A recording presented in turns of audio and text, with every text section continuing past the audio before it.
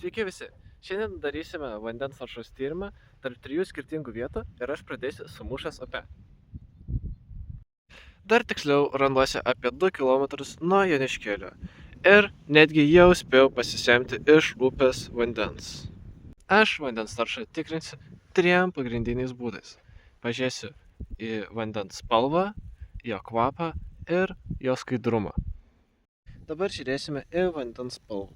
Nors gal ir nelabai matosi, bet vanduo yra šiek tiek gelsvas, kas nėra labai blogai, palyginus, kad čia yra upė, bet tai vis tiek nėra pats švariausias vanduo. Tada dar galima pauostyti vandenį. Dabar, kaip sakiau, reikia patikrinti dar vandens kvapą. Tai pauostam. Nesakyčiau, kad pats maloniausias kvapas, tai tikrai gali būti, kad yra vandens taršos tarp Mūšos. Dabar mano paskutinis testas, kurį aš bandysiu ant šio vandens, yra skaidrumo testas, dar kitaip vadinamas monetos testu. Ir jis veikia labai paprastai. Jūs tiesiog įmetat monetą ir tada bandot surasti monetą. Ir kaip dabar čia matot monetą, reiškia, kad skaidrumas yra visai geras. Bet jeigu nesimatytų, tai reikštų, kad skaidrumas tarp šio vandens būtų labai blogas. Ir tai būtų ženklas eutrofikacijos. Bet kaip matote, man matos labai aiškiai. Tai čia yra geras ženklas. Na gerai, mano išvados yra tokios, kad vanduo nėra labai apterštas, bet jis vis tiek čiut yra apterštas. Ir tai tikriausiai bus dėl to, nes kaip matote, aplinkui yra visai daug ūkių ir daržų. Ir kaip žinoma, dėl to naudojamas yra trąšas, o trąšas turi azotą ir fosforą. Ir kai lietus pradeda lyti, jis tiesiog nuteka tiesiai žemyn į upę. Ir todėl upė vis tiek šiek tiek užsiteršia. Tai pasakęs, perduodu kamerą savo kitoms kolegams. Viso gero. Sveiki visi, aš esu Benas ir šiandien darysiu eutrofikacijos tyrimą šioje upėje.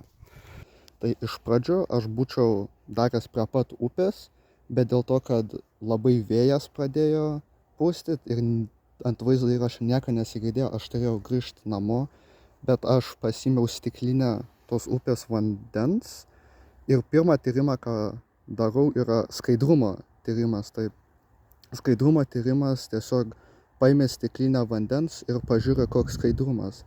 Tai kaip matos, skaidrumas nėra geras, nelabai gerai matosi, bet ir nėra blogiausias, kurį esu matęs. Bet matos, kad pats vanduo nėra švarus, labai daug žolės, šakų ir žemių yra. Antras tyrimas, kokį darysiu, bus kvapo tyrimas. Tai aš tiesiog pauostysiu vandenį ir žiūrėsiu, ar kokį nors kvapą turi, nes normaliai vanduo neturi kvapo turėti.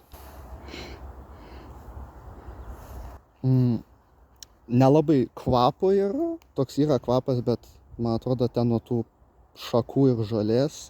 Tai yra geras ženklas, kad vanduo neturi keisto kvapo, nes reiškia, kad nėra daug teršalų tarp jo. Ir paskutinis tyrimas, kurį aš darysiu, bus monetos. Monetos tyrimas yra tiesiog paimti monetą, įmesti į šį stiklainį ir pažiūrėti, kaip gerai matosi. Tai aš tuoj pasimsiu monetą. Tai čia aš turiu 5 centų monetą ir įmesiu į stiklainį.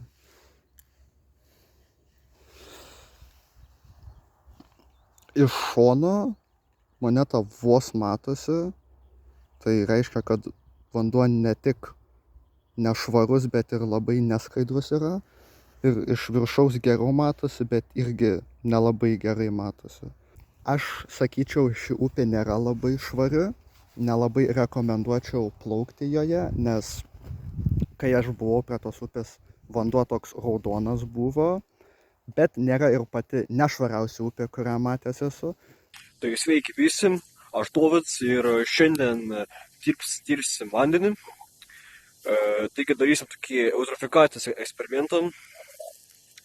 Taigi čia turime tokį tvenkinį, to aš jums parodysiu. Štai čia mes turime tvenkinį. Aš dabar esu Vidubulės kaime, kažkur kokių 5-10 km nuo pasvalio. Taigi bandykime ištirti vandenį. Taigi, pasiemam stiklaitį ir pasimėm vandens. Taip. Puiku. Vanduo, toks neblogai atrodo, toks pažiūrėjus pagal skaidrumą, toks gana skaidrus vanduo. Tai parodo, kad eutrofikacijos yra gana nedaug, tačiau dar vienas testas, tai yra kvapas.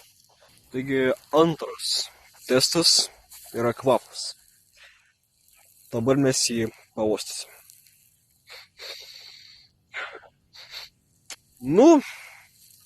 Kvapo nieko neužuodžiau.